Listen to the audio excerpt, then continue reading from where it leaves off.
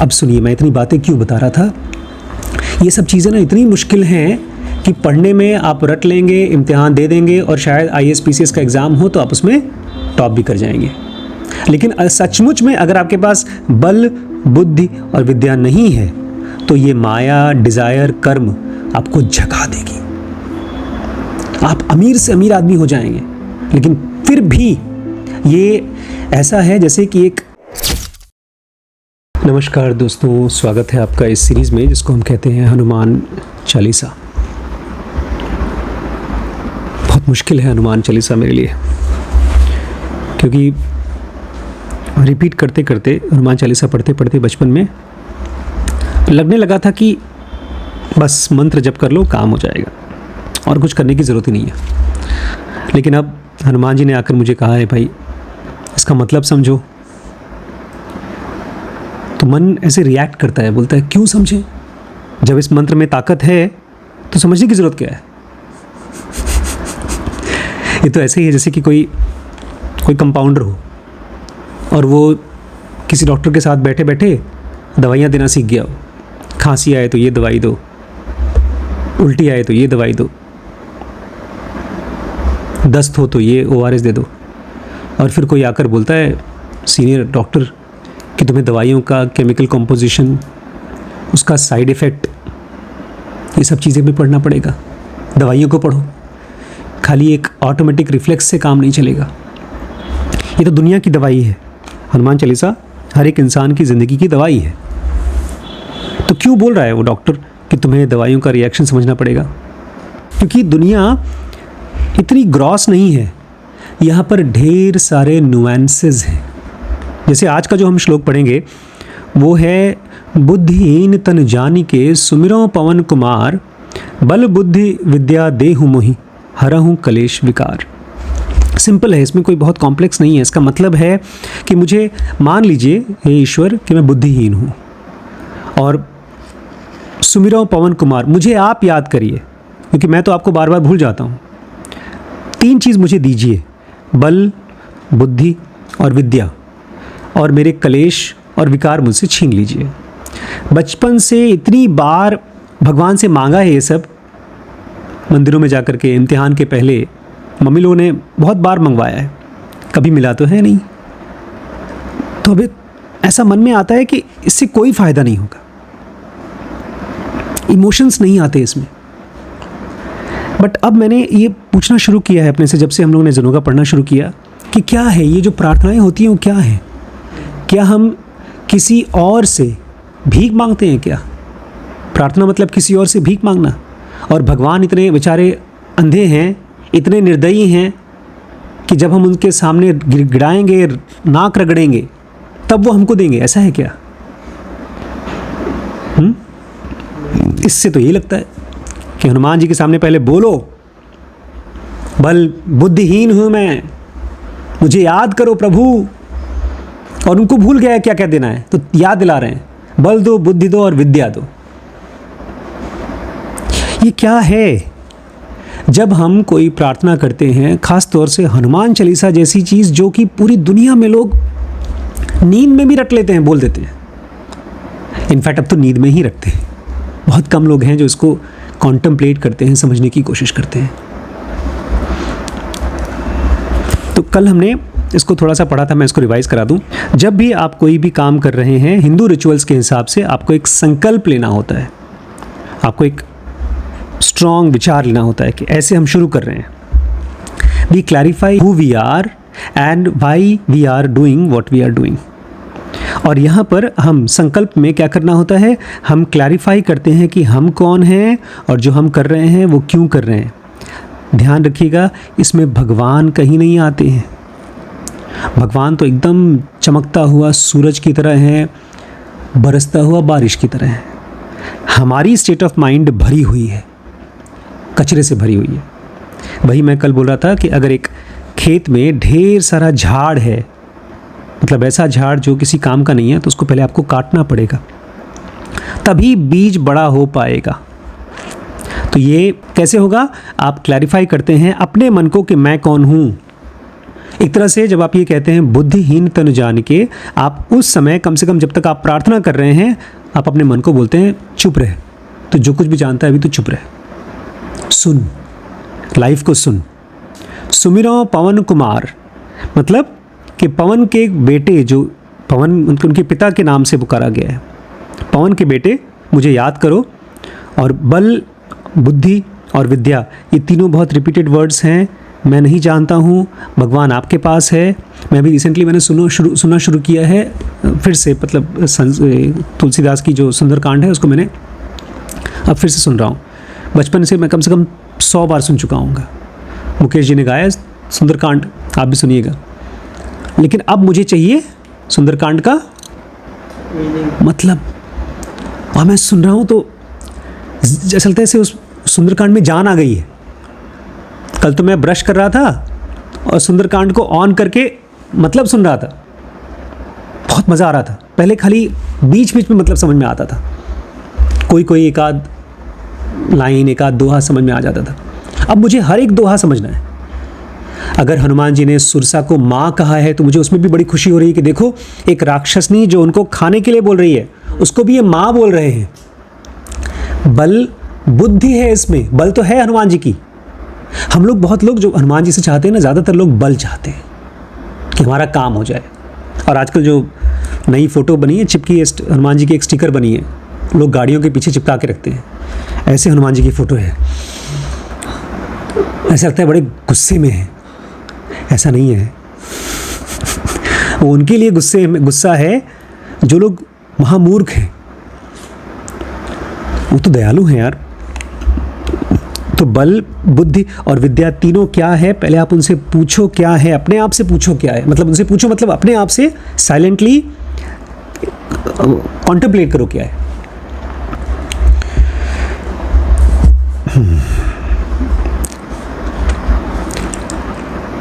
यहाँ पर 3 चीज़ें ये नाम देते हैं बुद्धि के नाम से। कहते हैं जब आपके अंदर बुद्धि नहीं है तो उसको बोलते हैं बुद्धू, जिस आदमी के अंदर बुद्धि है उसको बोलते हैं बुद्धिमान, और जो जग गया उसको बोलते हैं बुद्ध। अब सुनिए, तो 2 चीज़ों को कॉन्ट्रास्ट में समझिए। गौतम बुद्ध जब इस दुनिया में एनलाइटन होकर के अपना ज्ञान फैलाया उन्होंने, तो हिंदू समाज ने, स्पेशली सनातन समाज ने उनको अलग कर दिया।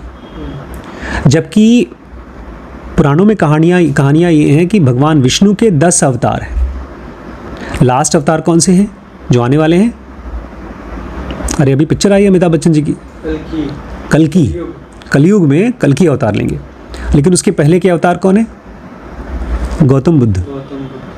लेकिन उनको डिस्कार्ड कर दिया गया है क्योंकि लोग नहीं समझ पाए गौतम बुद्ध की फिलॉसफी। देवदत्त पटनायक कहते हैं बुद्ध को 2500 साल पहले ज्ञान मिला था, तब से उनका नाम बुद्ध पड़ गया। उसके पहले सिद्धार्थ थे, क्योंकि उन्होंने एक नई चीज़ खोजी थी। Where there is life there is desire. जहाँ जहाँ भी ज़िंदगी है वहाँ वहाँ डिज़ायर है, एंड हेंस सफरिंग। और जहाँ डिज़ायर है वहाँ पर सफरिंग है। Suffering ends when we realise that nothing is permanent. और बुद्ध ने ये समझा था कि सफरिंग तब ख़त्म होती है जब हमको एहसास होता है कोई भी चीज़ परमानेंट नहीं है, ना ये दुनिया, ना ही तो हमारा सेंसेस, इंद्रियां, ना ही तो हम। The ultimate aim is oblivion. जो अल्टीमेट एम है ज़िंदगी का वो है ऑब्लिवियन, या तो निर्माण। हम इस दुनिया को जब तक रियल मानते रहेंगे तब तक हमारा सेल्फ भी जिंदा रहेगा। अब सबसे कॉन्ट्रास्टिंग पार्ट है, Buddha propagated the idea of Dhamma which is Pali for धर्म by establishing monastic orders, the संघ। बुद्ध के जो फॉलोअर्स थे, हज़ारों की मात्रा में फॉलोअर्स थे, और उन सब ने एक साधु की ज़िंदगी ली, बिना शादी के रहना। ये नॉर्मल हिंदुइज़्म जो चलती थी उससे अलग है। हम लोग सब यहाँ पर हिंदू हैं, हम सब शादी करते हैं। बुद्ध कहते थे डिज़ायर ख़तरनाक चीज़ है, इसलिए डिज़ायर से दूर हट जाओ, भिक्षा मांगो, कपड़े 2 या 3 रख लो, जितना खाने को मिले उतना ही खाओ, बाकी ध्यान करते रहो। ये बुद्ध का फ़िलॉसफी था। तो उनको जब सुनेंगे तो आपको ये लगेगा कि अपनी इच्छाओं को मारना है, क्योंकि इच्छाएं ही दुख का कारण है। अब उसका कंट्रास्ट, इसको ये बोलते हैं देवदत्त जी बुद्धिज़्म। बुद्धिज़्म में दुख है विलन और डिज़ायर है विलन। हिंदुज़्म में कहते हैं हिंदुज़्म इज़ लाइफ एफर्मिंग। हमने एफर्मेशन कहाँ पढ़ा?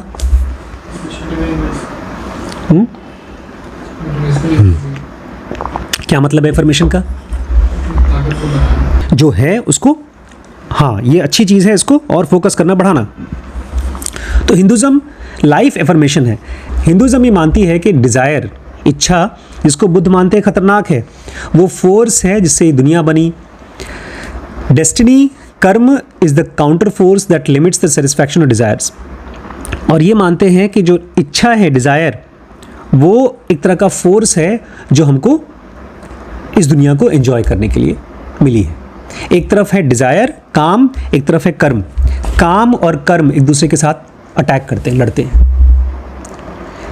काम तरीका है इस दुनिया में पैदा होने का और एंजॉय करने का, और कर्म इस दुनिया में अपने आप को इसके ऊपर उठाने का तरीका है।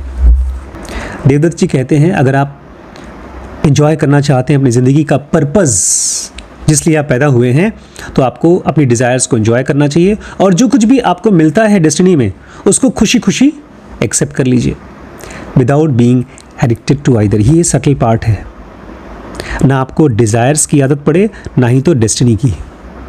एडिक्शन नहीं होना चाहिए। आप ये नहीं बोलेंगे चलो यार मेरा बाइक तो आ गया तो मुझे कार चाहिए, अब कार आ गया तो मुझे बड़ी कार चाहिए, बड़ी कार आ गई तो मुझे दो कार चाहिए, दो कार आ गई तो मुझे 4 कार चाहिए। जो मिल जाए, अनायास मिल जाए, उसमें खुश रह जाइए। इसी को कह रहे हैं विदाउट बीइंग एडिक्टेड टू इधर। किसी चीज़ से एडिक्टेड मत होइए, और तब आपको रियलाइज़ होगा कि ये जो भी चीज़ें मैं एंजॉय कर रहा हूँ इससे कहीं ज़्यादा गहरी है ज़िंदगी। अब सुनिए मैं इतनी बातें क्यों बता रहा था। ये सब चीज़ें ना इतनी मुश्किल हैं कि पढ़ने में आप रट लेंगे, इम्तिहान दे देंगे और शायद IAS PCS का एग्ज़ाम हो तो आप उसमें टॉप भी कर जाएंगे। लेकिन सचमुच में अगर आपके पास बल, बुद्धि और विद्या नहीं है तो ये माया, डिज़ायर, कर्म आपको झका देगी। आप अमीर से अमीर आदमी हो जाएंगे, लेकिन फिर भी ये ऐसा है जैसे कि एक चक्की में, कबीर कहते थे ना, चक्की के 2 पाटे में आदमी पिस जाता है। डिज़ायर और कर्म के पाटे में हम पिस जाएंगे अगर हमारे पास बल, बुद्धि और विद्या नहीं है। बल, बुद्धि, विद्या मतलब एग्ज़ाम पास करने वाली पढ़ाई नहीं है। इन आँखों से देख पाना कि ये डिज़ायर है और ये ख़तरनाक है। श्री कृष्णमूर्ति कहा करते थे आप अपने थॉट्स को ऐसे देखो जैसे सांप। पता नहीं सांप में, चाहे जहरीला सांप हो चाहे बिना जहर का हो, हम एकदम अलर्ट हो जाते हैं। मुझे लगता है एवोल्यूशन में इंसानों ने इस चीज़ को देखा होगा, इसलिए हमारे अंदर रिफ्लेक्स आ गया है। सांप है, बिच्छू है, छिपकली है। आज छिपकली इनके पास बैठी थी पैर के ऊपर, खड़े होकर खट से खड़े हो गए रिफ्लेक्स में। तभी एज ए ह्यूमन स्पीसीज हम जिंदा हैं। ऐसे ही आपके मन में जैसे ही कोई डिज़ायर आई, डिज़ायर एक उसकी तरह है खुजली की तरह। खुजली करने में बड़ा मज़ा आता है, लेकिन अगर बार बार खुजली करेंगे तो कट जाएगा, स्किन ख़त्म हो जाएगा। तो जैसे ही आपको डिज़ायर आई, आपके मन में होना चाहिए बॉस चल क्या रहा है। और जो आदमी ऐसा पूछ पाएगा बॉस डिज़ायर कहाँ से आई, अब तक तो नहीं था। आप देखते हैं पड़ोस में ढेर सारी लेडीज़ हैं, जेंट्स हैं, पैसे हैं, गरीब वाले हैं, गरीब लोग भी हैं, और अचानक से आपके मन में आया अरे यार ये तो बड़ी खूबसूरत लड़की है। आपके मन में सवाल आना चाहिए बॉस क्या खूबसूरत कल नहीं थी, आज कहाँ से खूबसूरत लग रही तुम्हें। ये सवाल आना चाहिए। जिसके मन में ये सवाल आ गया उसके अंदर में बुद्धि है, उसके अंदर में बुद्धि है। और जो अपने आप को इन डिज़ायर से बचा पाए उसके अंदर में बल है। और जो बल और बुद्धि के ज़रिए इस दुनिया के दलदल से अपने आप को बचा सके, वो फिर स्क्रिप्चर्स को और भगवान की टीचिंग्स को समझ पाएगा। उसको बोलते हैं विद्या, ज्ञान। बोले this happens only when you have बुद्धि एंड बल। इसलिए मांग रहे हैं ये बल, बुद्धि, विद्या इसलिए नहीं मांग रहे हैं कि मुझे दुनिया में पावरफुल होना है ना, उनको क्यों चाहिए ये सब चीज़? ताकि वो माया जाल से मुक्त हो सके। अब थोड़ा सा इमेजिन करना पड़ेगा आपको दो situation, strength without intelligence and knowledge without intelligence. अगर आपके पास बल है और बुद्धि नहीं है तो क्या होगा? आप हो जाएंगे डिम विटेड, बुद्धिहीन, and tools in the hands of others. जैसे कि आज पूरे समाज में हर कोई इस चीज़ का टूल हो गया है। ये हमारा टूल नहीं है, हम इसके टूल हैं। हम जैसे ही खाली होंगे हम इसको चलाएंगे, क्योंकि हमारे पास बल तो है, हम एक मोबाइल खरीद सकते हैं, लेकिन क्या नहीं है? बुद्धि नहीं है। इंटेलिजेंस विदाउट स्ट्रेंथ, अगर पास बुद्धि है लेकिन ताकत नहीं है, means we can never realise our dreams. आप सोचते रहेंगे कि यार ये भी चाहिए वो भी चाहिए, लेकिन आप कुछ कर नहीं पाएंगे। Strength without intelligence without dreams. For strength means a body that has stamina, क्योंकि स्ट्रेंथ का मतलब है एक शरीर जिसमें कि स्टैमिना है। Mind that has patience. आज एक भाई साहब से मिले थे, वो बोलते हैं ज़िंदगी में मैंने एक चीज़ देखा है हमेशा, जब भी लाइफ आपको कोई बड़ा धक्का देती है तो बाद में उसको वो अच्छा कर देती है, किसी अच्छे के लिए करती है। तो मैंने कहा फिर हमको क्या करना चाहिए? बोलते हैं पेशेंस, धीरज रखना चाहिए। वो बहुत अमीर आदमी है। And a life with access to resource and agency. तब अगर आपके पास इंटेलिजेंस और स्ट्रेंथ दोनों होगा तो आपको एक ऐसी लाइफ मिलेगी जहाँ पर रिसोर्सेज भी हैं और एजेंसी भी है। मतलब आप वो काम कर पाएंगे जो आप सोच रहे हैं, उसके लिए बुद्धि भी रहेगी, ताकत भी रहेगी। मैं अभी पिछले हफ्ते एक भाई साहब से मिला, किसी को डांट रहे थे, बहुत ज़ोर ज़ोर से डांट रहे थे। मुझे दिखाई दिया उस आदमी के अंदर स्ट्रेंथ तो है लेकिन क्या नहीं है? बुद्धि नहीं है। जब आपके पास बुद्धि नहीं होती तब आपको ताकत यूज़ करनी पड़ती है। ब्रूस ली कहा करते थे ये चीज़ कि जब आपको बुद्धि होती है तो बहुत कम एफर्ट से आप दुश्मन को हरा देते हो। तो ये तो हो गया स्ट्रेंथ और इंटेलिजेंस का रिश्ता। नॉलेज विदाउट इंटेलिजेंस, नॉलेज और इंटेलिजेंस में भी फ़र्क है। अगर आपके अंदर में नॉलेज है लेकिन इंटेलिजेंस नहीं है, this prevents us from being worldly. हम दुनियादारी में काम नहीं कर पाएंगे, हमारी बीवी के साथ नहीं बनेगी, हम बॉस के साथ ऑफिस में काम नहीं कर पाएंगे, हम अपने कलीग्स के साथ काम नहीं कर पाएंगे, क्योंकि हमारे पास नॉलेज तो है कि मुझे ये सब करना चाहिए, सामने वाले को ये सब करना चाहिए, लेकिन इंटेलिजेंस नहीं है। इंटेलिजेंस मतलब उस नॉलेज को लगाएं कैसे। जैसे मान लीजिए मैं आपको डांटूं कि तुम्हें ये काम करना है, आप करो ही ना, तो मुझे ये तो पता है कि आपको क्या काम करना है, लेकिन मैं आपसे वो काम नहीं करा पा रहा हूँ, तो मेरे पास इंटेलिजेंस नहीं है। तो मोटिवेशनल इंटरव्यूइंग को हम लोग मोटिवेशनल इंटेलिजेंस भी कह सकते हैं। कमाल की चीज़ है। अगर आपके पास इंटेलिजेंस है और नॉलेज नहीं है तो क्या होगा? Makes us narrow minded. ये नई चीज़ है यार। आप संकीर्ण हो जाएंगे, शॉर्ट साइटेड हो जाएंगे, एक फ्रॉग की तरह हो जाएंगे, कुएं का मेंढक। आपके पास इंटेलिजेंस है, बुद्धि है, लेकिन आपको पता नहीं कैसे अप्लाई करना है उसको। ये थोड़ा समझना पड़ेगा। इंटेलिजेंस और नॉलेज में क्या फ़र्क है? एक है थियरी, एक है प्रैक्टिकल। आपको अगर थियरी पता है, प्रैक्टिकल नहीं पता, तो आप कुछ कर नहीं पाओगे दुनिया में। प्रैक्टिकल पता है, थियरी नहीं पता, तो आप करोगे और परेशान होगे, बड़ी बड़ी बातें करोगे, लेकिन होगा नहीं आपसे कुछ। Knowledge is infinite. ये बड़ी मुश्किल चीज़ है समझना। नॉलेज इज़ इनफाइनाइट मतलब अनंत है, ज्ञान अनंत है। It has no boundaries in Hinduism. God is personification of infinite knowledge. और भगवान मतलब कोई ताकत नहीं, वो पर्सोनिफिकेशन है, एक रूप बनाया हुआ है जिसमें इनफाइनाइट नॉलेज है। Everyone has access only to a slice. और सबको भगवान का केवल एक हिस्सा मिलता है, भाग। The one who knows all slices is God. और जिसको भगवान के सारे भाग पता हैं वो है भगवान। ये इनकी व्याख्या है। अभी भी पहली चौपाई नहीं आई है। इतनी बातें क्यों कर रहे हैं ये? क्योंकि जैसे जैसे टाइम बीतता जा रहा है ना, समय बीतता जा रहा है और टेक्नोलॉजी बढ़ती जा रही है, वो टेक्नोलॉजी ब्रूट से सटल होती जा रही है। आज के पहले जो लोगों की ताकत थी इंसानों के ऊपर, वो हाथ की ताकत थी, डराते थे लोग। अब ताकत है इसकी। अब किसी शातिर पॉलिटिशियन को जीतना है तो फेसबुक, व्हाट्सएप, इंस्टाग्राम का इस्तेमाल करेगा। पहला ऐसा नहीं था, पहले गुंडागर्दी करना पड़ता था। कह रहे हैं इन द इंफॉर्मेशन एज, हम जिसमें हैं उसको बोलते हैं information age, we move towards gathering data. हम ढेर सारा डाटा इकट्ठा करते हैं अबाउट एवरीथिंग एंड एवरीवन। हम ढेर सारी किताब इकट्ठी करते हैं, नॉलेज इकट्ठा करते हैं हर चीज़ के बारे में और हर बंदे के बारे में। It is easy to assume we are moving towards infinite knowledge. तो हमको लगेगा यार हमारे पास इतना ज्ञान है, तुम तो भगवान के पास पहुंच रहे हैं थ्रू कंप्यूटर्स एंड डाटाबेस। हमारे पास इतना नॉलेज है, डाटाबेस है, कंप्यूटर है, तो भगवान के पास पहुंच रहे हैं। However the data being gathered is material and not psychological. ये पॉइंट मैं चाहता था कल पहुंच नहीं पाया। हमारे पास जितना भी डाटा है वो सब का सब मटीरियल है, लेकिन साइकोलॉजिकल नहीं है। इन दोनों में डिफरेंस क्या है? मटीरियल डाटा और साइकोलॉजिकल डाटा।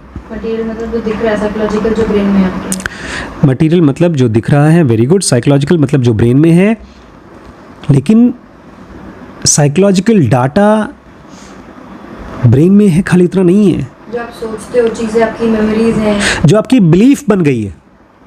अगर मेरे मन में ये बिलीफ बन गई है कि मैं समझदार हूँ, मैं सही डिसीजन ले रहा हूँ, तो वो आप गलत डाटा यूज़ कर रहे हो। भगवान हनुमान जी के पास अगर पहुँचना है आपको, तो क्या आपका डाटा क्या होना चाहिए? बुद्धिहीन हूँ मैं। और खाली हनुमान जी के पास नहीं, किसी भी किताब को, किसी भी इंसान को समझना है तो ये डाटा होना चाहिए। What is being measured. अब यहाँ पर एक बड़ी इंपॉर्टेंट चीज़ बोली गई है। आप जब अपने आप को देखती हैं, शीशे में देखती हैं, या आप अपने इंस्टाग्राम को देखते हैं, या आप अपनी सैलरी देखते हैं, तो क्या करते हैं? What is being measured is stimulus. जो नापा जा रहा है वो स्टिमुलस है एंड इट्स बिहेवियरल रिस्पॉन्स। आप जब मोबाइल चलाते हैं ना, तो लोग आपके स्टिमुलस देखते हैं और आपका रिस्पॉन्स देखते हैं। What is being manipulated by technology is behavioral alone, not thoughts and emotions. Technology आपके बिहेवियर को मैनिपुलेट कर रही है। आपसे 2 घंटे 4 घंटे रील्स दिखवा रही है, लेकिन आपके थॉट्स और इमोशंस नहीं बदल पा रही है। आप रोज़ 4 घंटे और 4 महीने या 4 साल तक रील्स देख लीजिए, या किताबें भी पढ़ लीजिए और उसको अप्लाई मत कर पाइए, तो भी आपके थॉट्स और इमोशंस नहीं बदलेंगे। जो हमारे इंफॉर्मेशन मशीनों में ये नहीं पता चलता कि हमारा माइंड कैसे नॉलेज लेता है, उस सेंसरी स्टिमुलाई को कैसे परसीव करता है। मान लीजिए मेरे सामने एक लड़की आई, बड़ी खूबसूरत सी है, और उसके कपड़े ऐसे कम पहने हैं, तो मेरे माइंड को पता ही नहीं चलेगा कि खट से मेरी बॉडी में पहुंचा और वो सेंसुअलिटी बन गया, एक अट्रैक्शन बन गया। ये मुझे पता ही नहीं चलेगा। क्यों नहीं पता चलेगा? क्योंकि पहले मैं इसको टीवी में देखता था, कोई एक्ट्रेस थी, फिल्मों में देखता था और कोई एक्सेस नहीं था। अब मेरे पास उसका पर्सनल इंस्टाग्राम आ गया। पहले वो फिल्मों में अपने आप को दिखाती थी कि मैं किसी की वाइफ हूँ, किसी की बेटी हूँ। अब दिखा रही है मैं अपने घर पे हूँ, मैं खाना बना रही हूँ। अब बोलेंगे तो लड़की भी अच्छी है, मुझे बीवी ऐसे ही चाहिए।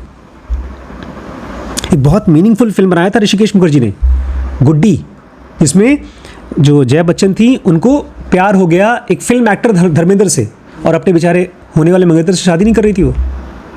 फिर उसको रियलिटी लेकर गया, दिखाया कि वहाँ पर धर्मेंद्र जी 2-3 गुंडों को मार रहे हैं, बाद में उन गुंडों के साथ बैठकर चाय पी रहे हैं, दोस्ती कर रहे हैं। बल्कि प्राण था उसमें विलन का रोल किया था, मतलब फिल्म में। तो धर्मेंद्र जब प्राण से बात करें तो बोलती है, ये तो गुंडे से क्यों बात कर रहे हैं, वो तो गुंडा है, वो तो रेप करता है, मारता है। गुड्डी मतलब जो फिल्म, बहुत अच्छी फिल्म है, आप देखिएगा, बहुत पुरानी फिल्म है, इट्स अ मीनिंगफुल फिल्म। वो ये कह रहे हैं कि आपका ब्रेन इस चीज़ को समझ नहीं पाता है। आप खूब डाटा ले लो, खूब रील्स देख लो, खूब फिल्में देख लो, लेकिन आपको ये नहीं मालूम पड़ेगा आपका माइंड कैसे फंसता है, कैसे परसीव करता है और सेंसरी स्टिमुलाई को कैसे प्रोसेस करता है। एक बहुत बड़ी चीज़ है जो साइंस मिस करता है। साइंस मतलब ये सभी लोग जो अपने मन के अंदर में काम नहीं करना चाहते। मुझे इसलिए बड़ी हेल्प हुई यार, मोटिवेशनल इंटरव्यू से बहुत हेल्प हो रही है। पता है क्यों? क्योंकि अगर मेरे मन में चालाकी से किसी का फ़ायदा उठाने का मन कर रहा है, चालाकी से, मैं तो पकड़ नहीं पाऊंगा।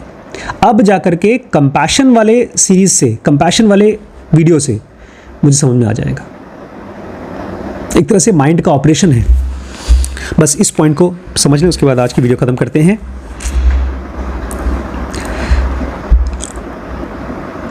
Measurable input, measurable output, stimulus, behavioural response.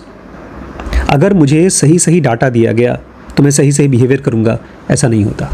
देखिए, एक सीधी सी बात समझिए, गरिमा, श्रवण और वैभव तीनों, दुनिया बाहर से अंदर नहीं आती है, ये समझाने की कोशिश करें, अंदर से बाहर जाती है।